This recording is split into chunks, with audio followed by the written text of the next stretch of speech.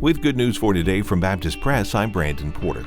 A Christian who was imprisoned for 10 months in western China is now in the United States as a witness to the notorious re-education camps being operated by the communist regime of the world's most populous country. Olvebek Turdukun, his wife and son arrived in the U.S. April 8th after a lengthy successful effort to avoid deportation back to China, aided by allies in the U.S. and other countries. Olvebek is the first Christian to speak out about his detention in the camps in the Xinjiang Uyghur Autonomous Region, according to Axios, a news website that first reported his arrival on April 12th.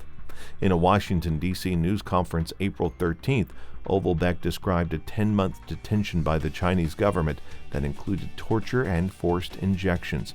He was under house arrest for another 8 months after his release from the camp in December 2018.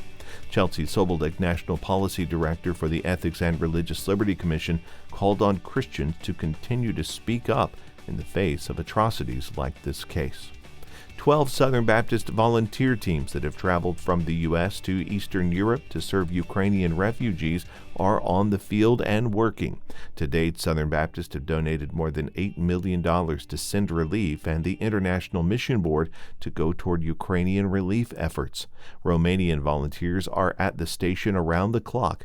Train tickets are free for Ukrainians. One volunteer, Clara, said at the beginning of the crisis she worked 20-hour shifts as the fire station's red buses ferried weary Ukrainian refugees from the border of Romania and Ukraine.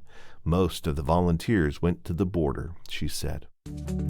Good News for Today is made possible through our friends at the Voice of the Martyrs, a nonprofit organization that serves persecuted Christians around the world. Founded in 1967 by Richard and Sabina Wurmbrand, VOM is dedicated to inspiring believers to deepen their commitment to Christ and to fulfill His Great Commission, no matter the cost. Find out more and sign up for their free monthly magazine at vom.org/good news.